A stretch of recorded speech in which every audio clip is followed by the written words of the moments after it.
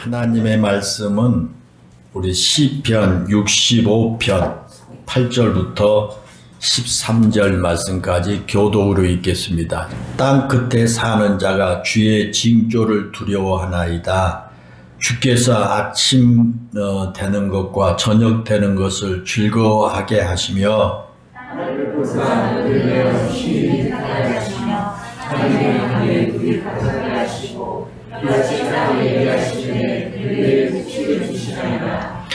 주께서 밭고랑에 물을 넉넉히 대사 그 이랑을 평평하게 하시며 또 담비를 부드럽게 하시고 그 싹에 복을 주시나이다.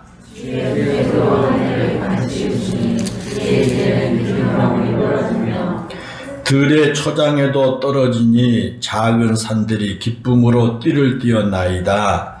초장은 양떼를 옷 입었고 골짜기는 곡식으로 덮어두음에 그들이 다 즐거이 외치고 또 노래하나이다. 아멘. 우리가 성경을 통해서 잘 알고 있는 그 욥이 극심한 슬픔에 빠지게 되었죠. 그가 평생 모은 재산이 하루아침에 다 사라지고 애지중지 키웠던 10명의 자녀들이 한날 한시에 갑자기 몰아친 태풍으로 인해서 집이 무너져서 죽게 되었습니다. 그러나 그런 상상할 수 없는 참담한 현실 앞에서도 욥은 결코 하나님을 원망하지 않았다라는 것입니다. 오히려 욥기서 1장 21절에 보면 내가 모태에서 알몸으로 나와 싸운즉 또한 알몸이 그리로 돌아가올지라 주시는 이도 여호와시요 거두신 이도 여호와시니 여호와의 이름이 찬송을 받으실지니이다 라고 찬송을 했죠. 그 욥기서 1장 21절 그 말씀에 보면 욥은 자신이 당한 그런 비참한 현실 앞에서 자신이 태어난 본래의 모습을 상상해 봅니다. 알몸으로 태어난 자신의 삶에 지금까지 은혜를 베푸시고 풍족하게 누리도록 도우신 분이 하나님이셨다라는 것을 이제 욥은 생각합니다. 그리고 지금 자신이 누리고 있는 것이 모두 사라진 그런 현실에서 태어난 그때의 그 모습, 알몸으로 태어난 그때의 그 모습을 회상한 겁니다. 그리고 자신의 모든 것이 원점으로 돌아간 것 뿐이다 그렇게 생각합니다. 자기에게 닥친 그러한 모든 것 재산이 다 날아가고 자녀들이 하루아침에 집이 무너져서 다 죽고 그런 가운데도 내가 원점으로 돌아갔다. 원점으로 돌아간 것이다. 그렇게 생각합니다. 그렇게 생각하니까 원망할 것이 하나도 없었다는 것입니다.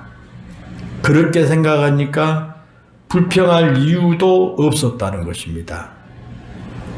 내가 태어날 때 알몸으로 태어났는데 지금 내가 모든 것이 다 이렇게 없어졌다고 할지라도 내가 원점으로 돌아간 거나 마찬가지다. 그렇게 생각하고 나니까 원망도 불평할 이유도 없어졌습니다. 만약에 욥이 지금까지 자기가 모은 재산이 다 내 것이라고 생각했다면 분명히 그의 마음속에 원망과 불평이 가득했을 겁니다. 만약에 내 자식이 내 소유라고 생각했다면 그 소유를 한순간에 거두어 가신 하나님이 매우 원망스러웠을 겁니다. 그런데 욥은 원점을 생각했습니다. 아무것도 가진 것 없이 태어난 그날을 생각한 것입니다. 손에 쥔 것이 아무것도 없이 태어난, 그리고 지금까지 누리며 살아왔던 것만으로도 하나님께 감사할 뿐이라고 생각을 합니다. 그래서 하나님의 이름이 찬송을 받으심이 마땅하다라고 욥은 그런 상황에서도 고백을 한 겁니다. 여러분, 지금 여러분은 어떻습니까? 여러분은 지금 무엇에 감사하고 있습니까? 우리는 신앙의 가장 중요한 미덕이 감사라고 하는 것을 잘 알면서도 그렇게 중요한 신앙의 미덕을 따라 살아가지를 못합니다. 때로는 내 마음대로 되지 않는다고 원망하고 불평하며 살아갑니다. 조그만 힘든 일이 있어도 그것을 통해 하나님께서 나에게 무엇을 말씀하시는지를 찾기보다는 내 마음에 원망과 불평이 고개 들기도 합니다. 내가 바라는 무언가가 이루어지지 않는다는 것 때문에 때로는 하나님을 원망하기도 합니다. 하나님, 어찌 저에게 이러실 수가 있습니까? 라고 하나님께 불평을 털어놓기도 합니다. 내가 누군가에게 그러한 불평과 원망을 드러내지는 않았을지라도 나의 마음에 자주 그런 원망과 불평이 있게 됩니다. 여러분, 그렇지 않습니까? 여러분에게 그런 일 있지 않습니까? 우리가 가만히 생각해 보면 하나님께서 우리의 삶에 얼마나 많은 것을 주셨는지 우리는 알 수가 있습니다. 그러나 우리는 우리의 그런 상황을 믿음으로 살피기보다는 눈에 보이는 것들에 너무 쉽게 마음을 빼앗겨 버리게 되는 것입니다. 오늘 우리가 읽은 본문에서 시인 다윗은 자기 자신의 삶을 되돌아보면서 자신의 삶에 베풀어 주신 하나님의 은혜가 얼마나 큰지를 찬양하고 있습니다. 자신의 삶에 은혜를 베푸신 그 하나님을 본문에서 다윗은 뭐라고 말하느냐 하면 돌보시는 하나님이다, 그렇게 표현합니다. 자기 삶을 되돌아보니까 지금까지 자기에게 베풀어 주신 하나님의 그 은혜를 한마디로 돌보시는 하나님이다 표현을 하는 것입니다. 물론 하나님께서 돌보시는 대상이 다윗 자신만이 아닙니다. 오늘 본문 9절에 보면요, 땅을 돌보사 물을 대어 심히 윤택하게 하시며 하나님의 강에 물이 가득하게 하시고 이같이 땅을 예비하신 후에 그들에게 곡식을 주시나이다 그랬습니다. 그 말씀에 보면 다윗은 하나님께서 땅을 돌보셨다 그렇게 말하고 있습니다. 여러분, 왜 하나님께서 땅을 돌보셨을까요? 그것은 물을 공급하셔서 우리에게 곡식을 주기 위함이었다 그렇게 말합니다.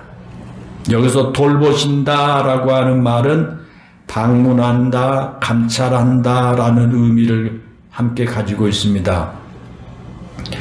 농부가 자신이 씨를 뿌려놓은 그 밭에 곡식이 잘 자라는가 자라지 않는가를 보기 위해서 밭에 직접 찾아가서 그 밭을 살필 때 쓰는 그런 말입니다. 하나님께서 땅에 물을 주시기 위해 그 땅을 직접 방문하셔서 강물이 얼마나 있는지를 친히 살펴보신다는 뜻입니다.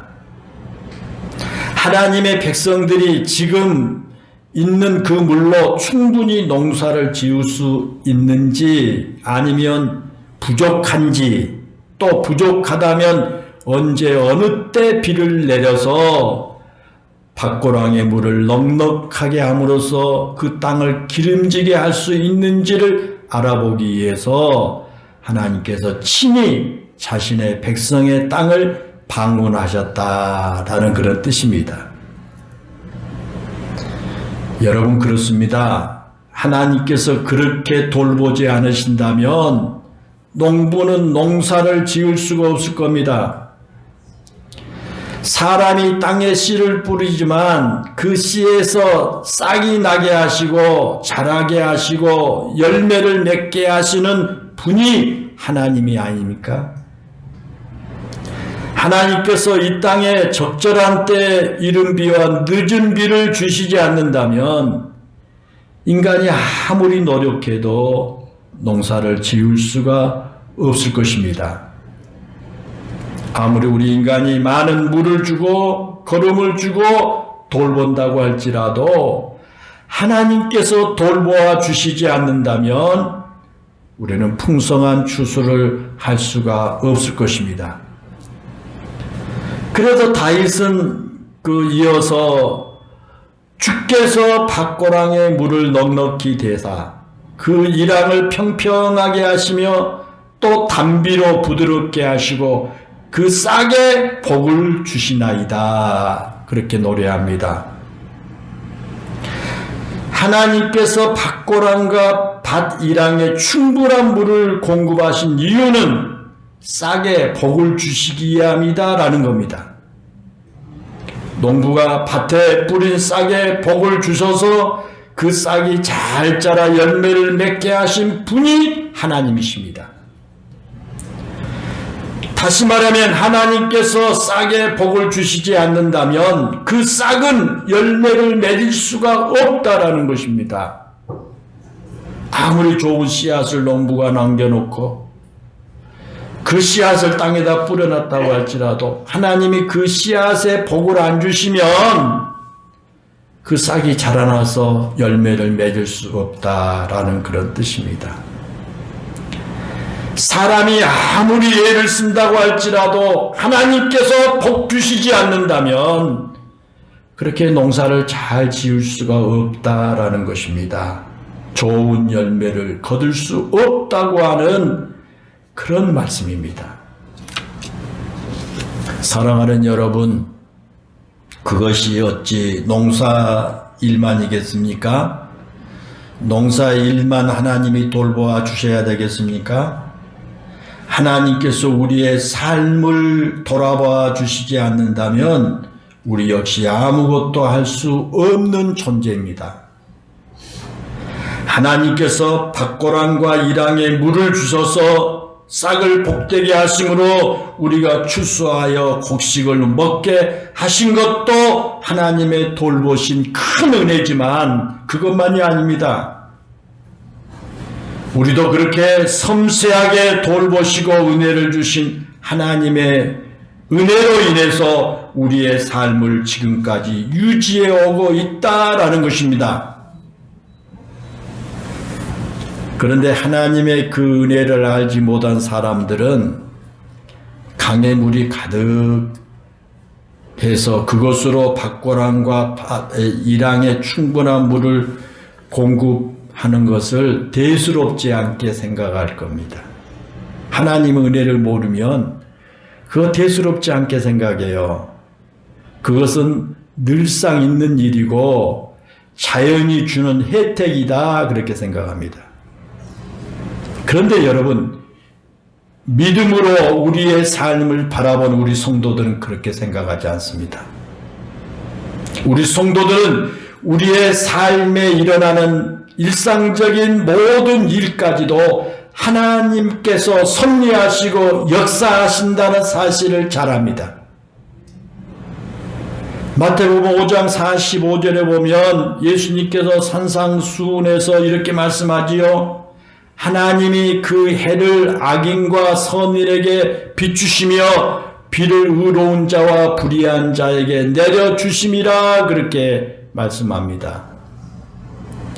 이 세상에 빛을 비추어 주신 분도 하나님이시요 이 땅에 비를 내려주신 분도 하나님이시라는 겁니다. 여러분 그렇습니다. 하나님께서 선인과 악인, 의로운 자와 불의한 자를 가리지 않으시고 모든 사람에게 비를 내려주십니다. 매일 떠오르는 태양을 바라보면서 오늘 하루의 시간을 주시고 우리에게 생명을 주시며 그 생명을 살게 하신 분이 하나님이시다고 고백하는 사람이 바로 믿음의 사람인 반면에 매일 떠오르는 태양이기에 오늘 아침에도 또 올랐을 뿐이다 라고 생각하면서 사는 사람은 믿음이 없는 사람일 것입니다. 그러기에 우리의 삶의 작은 부분까지도 섭리하시고 역사하시고 돌보신 그 하나님의 은혜를 바라보며 그 은혜를 누리며 사는 사람이 바로 믿음의 사람인 줄로 믿습니다. 그 사람들이 바로 이 자리에 앉아 계신 여러분들인 줄로 믿습니다. 오늘 우리가 읽은 이 본문의 말씀도 다윗이 바로 그런 매일의 삶 속에서 평범하게 일어나는 일상을 바라보면서 믿음의 고백을 하는 그런 말씀입니다. 한 해를 되돌아보니까 자신의 삶의 모든 부분이 하나님의 은혜였다라는 겁니다. 그래서 11절에서 그렇게 말하죠. 주의 은택으로 한 해를 간시우셨다라고 말합니다. 여기서 은택이라고 하는 말은 히브리어로 좋은, 선한, 아름다운 그런 뜻입니다. 그러므로 주의 은택으로 한 해의 간을 씌우셨다라고 하는 말은요, 지난 한 해의 모든 삶에 하나님께서 좋은 것들로 자신의 삶을 덮어주셨다라는 그런 뜻이기도 합니다. 사랑하는 여러분, 그렇습니다. 우리의 삶을 가만히 들여다보면 우리의 삶에 하나님의 은혜가 아닌 것이 없습니다. 하나님의 은혜가 아니면 우리는 단 한순간도 살아갈 수 없는 존재들입니다. 하나님께서 우리에게 늘 좋은 것으로 채워주십니다. 물론 우리가 살아가면서 불만스러운 것도 많지요. 지금보다 조금 더 풍족하게 해주셨으면 하는 바람도 가지고 있습니다. 지금보다 우리 가정에 물질적으로 또 좀 더 풍족하게 해주셨으면 좋겠다. 그런 바람도 있어요. 돈도 좀 넉넉했으면 좋겠고요. 장사도 좀 잘 되었으면 좋겠고요. 회사에서 사장을 비롯한 사람들이 나를 좀 더 인정해 주었으면 좋겠다고 생각을 합니다. 가정에서도 자식들이 속을 썩이지 않았으면 좋겠고, 남편이나 아내가 좀 더 나에게 잘해 주었으면 좋겠다라고 하는 생각을 갖습니다. 그런데 여러분, 우리가 그런 부족한 것을 계속 바라보면 내 삶에 부족한 것만 계속 더 보이게 됩니다. 불만스러운 마음으로 내 상황을 바라보면 불만스러운 것들이 내 삶에 계속 더 보이게 됩니다. 그런데 반대로 우리가 부족한 가운데서도 채워주시고 도우신 하나님의 손길을 생각하면 감사하지 않을 수가 없다라는 것입니다. 여러분, 로빈스 크루소의 이야기를 잘 알죠? 로빈슨 크루소가 타고 있던 배가 난파돼 가지고 표류하다가 홀로 무인도로 떠밀려 갔지 않았습니까? 그래서 그 무인도에서 문명의 혜택을 거의 누리지 못한 채 그 무인도에서 그냥 생식을 하면서 살아야 했습니다.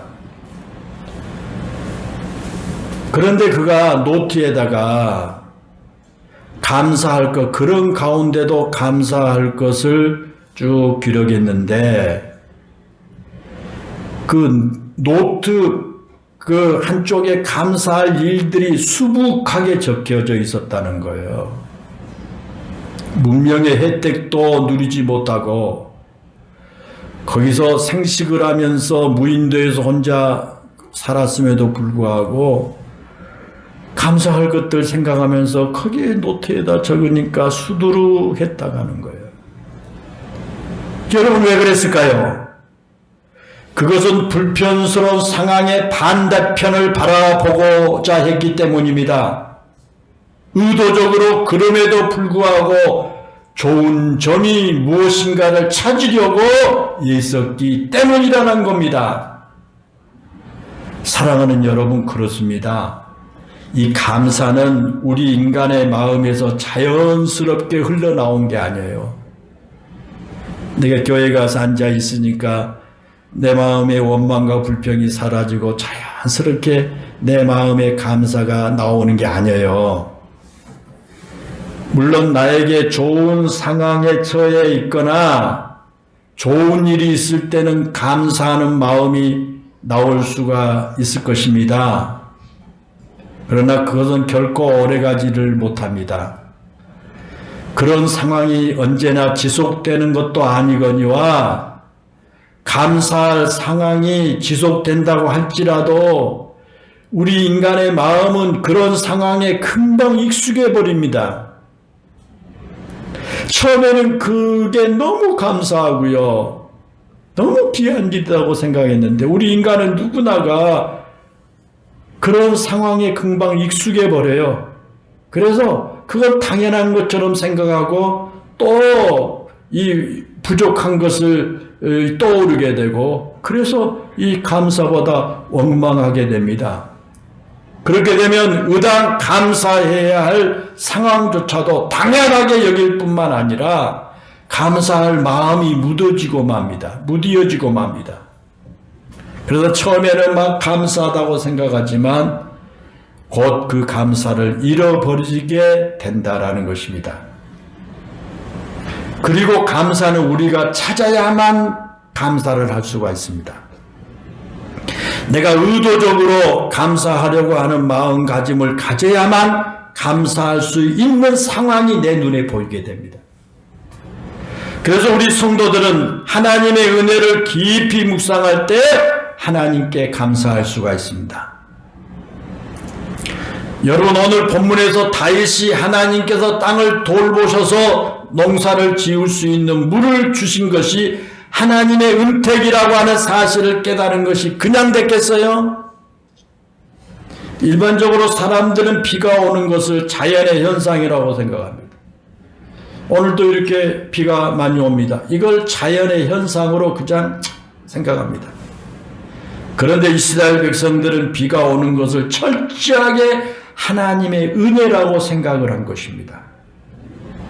성경에 자주 표현되고 있는 그 이른 비와 늦은 비는 하나님의 은혜라는 거예요. 농사를 짓기 위해서 물이 필요할 때 주신 비가 이른 비예요. 그러니까 농사를 짓기 시작하면 비를 내려주셔요. 그래서 농사를 짓게 만들어요. 이른 비예요. 이제 또 곡식의 알맹이가 연걸어가기 위해서 물이 필요할 때 주신 비가 늦은 비입니다. 이처럼 필요할 때 이 땅에 적절하게 내리는 비는 하나님께서 주시지 않으면 안 됩니다. 그러므로 그 비는 절대적인 하나님의 은혜인 겁니다. 그런데 오늘 우리 주변에는요, 그렇게 생각하지 않는 사람들이 참 많습니다. 우리의 삶에 필요한 것을 때에 따라 하나님께서 주시는데 그들은 그것을 하나님의 은혜라고 생각하지 않습니다. 예를 들면요, 직장인이 월급을 받으면 내가 한 달 동안 죽으라고 수고했기 때문에 당연히 이거 내가 받는 거다 그렇게 생각하죠. 또 농부가 추수를 하면서 내가 땀 흘려 농사를 잘 지었기 때문에 추수를 하는 것이라고만 생각합니다. 그런데 여러분, 정말 그럴까요? 하나님의 은혜가 없이 직장생활 잘할 수 있을까요? 하나님의 도우심이 없이 장사를 잘할 수 있을까요? 하나님께서 은혜를 베푸지 않으신데도 풍성한 출세를 할 수 있을까요? 그들의 마음에는 그렇다고 생각할 겁니다. 하나님의 은혜가 없이도 내가 직장 생활을 잘할 수 있고, 내가 장사를 잘할 수 있고, 내가 하나님의 은혜가 아니어도 농사를 잘 지을 수 있다고 생각할 것입니다. 여러분, 그것은요, 죄로 물든 우리 인간의 거짓된 마음이 그들에게 심어준 잘못된 생각인 것입니다. 물론 직장 생활을 하면서 힘든 일을 내가 내 힘으로 견디는 것도 있습니다. 직장 생활하는데 너무너무 힘들어요. 근데 내 힘으로 그걸 버티고 견디는 때도 여러분 있죠. 하기 싫은 일을 그래도 내가 해야 한다는 생각을 가지고 하기 싫은 일도 억지로라도 열심히 했던 때도 있을 겁니다. 농사를 짓는 농부가 무더운 여름에 땀을 흘리면서 농가밭에 가서 거름을 주고 풀을 매주는 힘든 작업을 한 것도 사실입니다. 그러나 여러분, 하나님께서 나에게 그렇게 할 수 있는 건강과 시간과 능력을 주시지 않았다면 내가 아무리 발버둥을 치고 몸부림을 친다고 할지라도 얻어지는 것은 없을 것입니다. 그런데 거짓된 우리 인간의 마음 속에는요, 하나님의 그런 은혜를 망각하고 내가 한 것만을 기억하려고 합니다. 내가 수고한 것만 보게 만듭니다. 그래서 우리는 죄악에 사로잡힌 이기적인 생각과 욕망으로 가득한 우리 마음이 하는 그대로 내버려 두어서는 안 됩니다. 우리 마음이 느끼지 못한 것을 신앙적인 이성으로 늘 찾아야 합니다. 그래야 하나님의 은혜를 깨닫게 되고 감사할 수가 있을 줄로 믿습니다.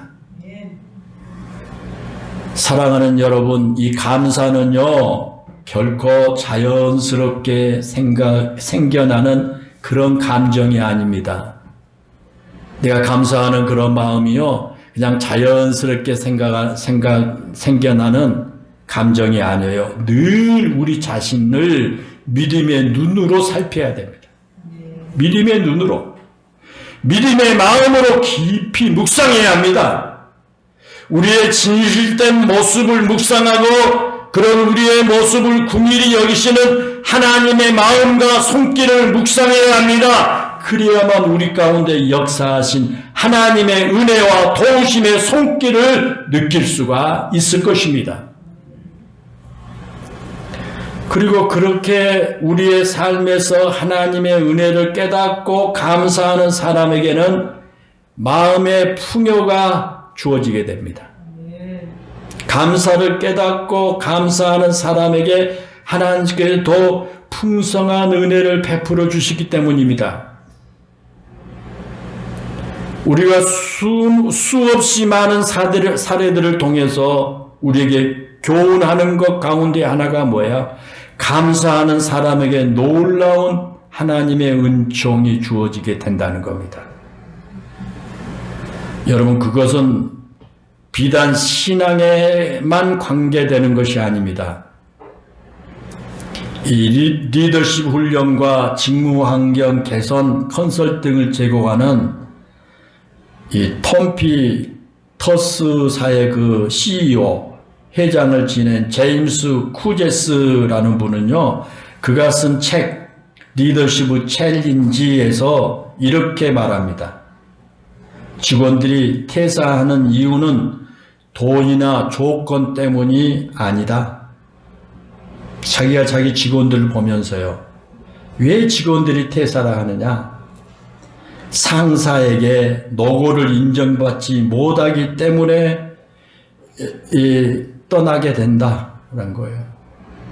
그래서 조사에 따르면 81%의 사람이 감사의 마음을 표시하는 리더와 일할 때 근무에 의욕이 생겨나고 70%는 리더가 자신에게 고맙다는 말을 정기적으로 자주 해줄수록 기분이 더 좋아지고 의욕이 생겨난다, 그렇게 답했다고 했습니다.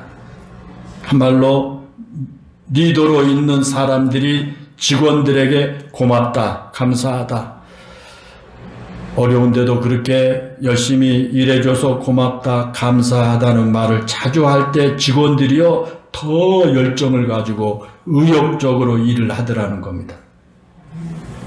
직원이 사장이나 상사에게만 고맙고 감사하다는 말을 하는 것이 아니라 상사가, 사장이 직원들에게 고맙고 감사하다는 말을 하면 그것은 돈을 들이지 않고 매일 직원들에게 배당금을 나눠주는 그런 매력적인 투자와 같다, 그렇게 그는 말합니다. 사랑하는 여러분, 그렇습니다. 고맙다, 감사하다는 말을 하는 것만으로도 많은 사람에게 격려가 되고 용기를 북돋아 주게 됩니다. 고맙고 감사하다는 말에는 그만큼 힘이 있습니다. 언젠가 제가 이런 설교를 한 적이 생각납니다.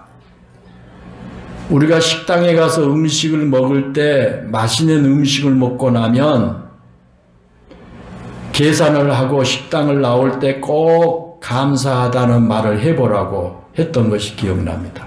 음식을 먹고 나서 감사합니다, 잘 먹었습니다 한번 해보라는 거예요.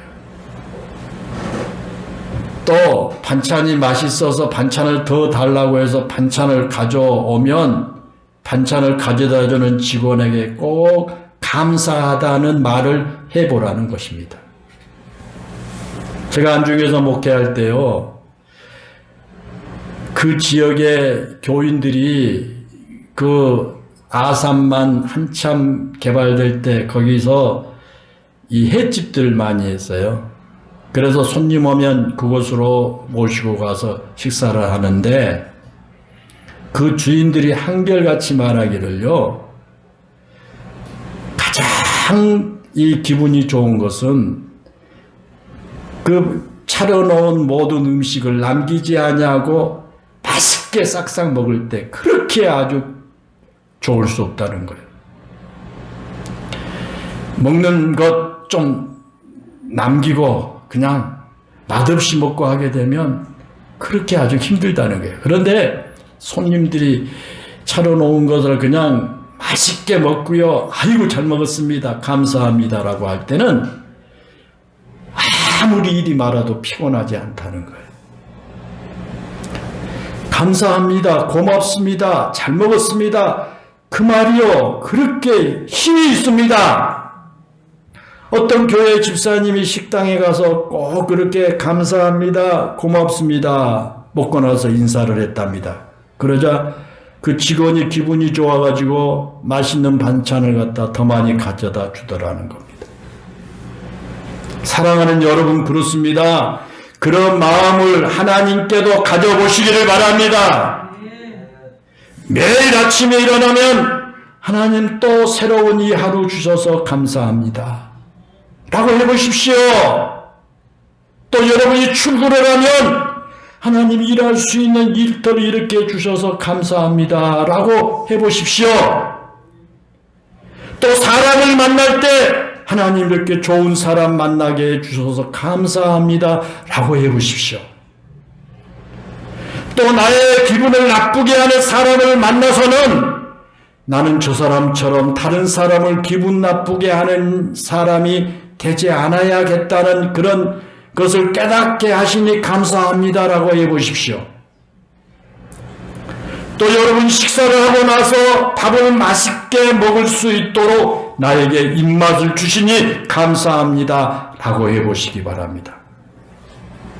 그리고 하루의 일과를 다 마치고 나면 고단한 하루였지만 큰 탈 없이 하루를 마감하게 하시니 하나님 감사합니다 라고 해보시기를 바랍니다.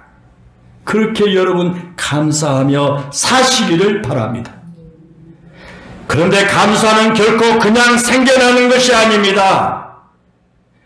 그리고 우리가 그렇게 감사를 드릴 때 하나님께서 영광을 받으시고 기뻐하실 뿐만 아니라 감사는 우리에게 더욱 풍성한 은혜로 갚아 주실 것입니다.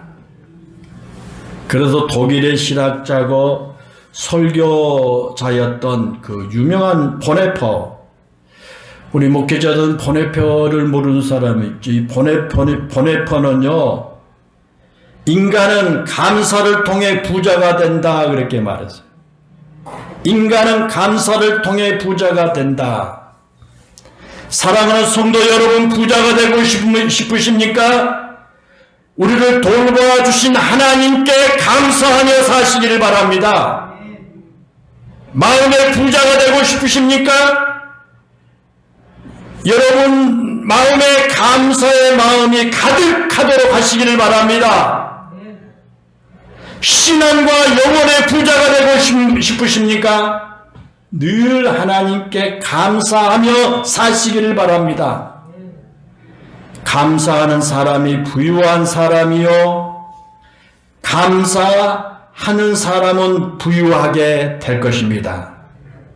하나님께서는 오늘 본문을 통해서 우리를 돌보시는 하나님의 은혜에 감사하며 사는 사람이 진짜 성도다고 이렇게 말씀합니다. 우리 영일교회 성도들 모두가 오늘 시편 기자의 고백처럼 우리를 돌보시는 하나님을 기억하면서 감사하는 삶을 사는 진짜 그리스도인들이 되기를 주님의 이름으로 축원합니다. 기도하겠습니다. 은혜롭고 감사하신 아버지 하나님, 우리 영일교회 모든 성도들에게 지금까지 돌보아 주신 하나님의 은혜를 기억하고 감사하는 그런 삶이 되게 해주세요. 우리에게 새로운 하루를 허락해 주신 것을 감사하고, 내가 일할 수 있는 일터를 주신 것 감사하고, 나에게 좋은 사람, 좋은 이웃, 좋은 성도 만나게 주신 것 감사하고, 나에게 맛있게 먹을 수 있는 입맛을 주신 것도 감사하고, 하나님 오늘 하루도 큰 탈 없이 보내게 주신 거 감사하며 살아가는 우리 영일교회 성도들 모두가 되게 해주세요. 그래서 하나님께 영광을 돌리고 더욱 풍성한 은혜를 받는 성도들 모두가 되게 해 주시옵소서. 예수님의 이름으로 기도하옵나이다. 아멘.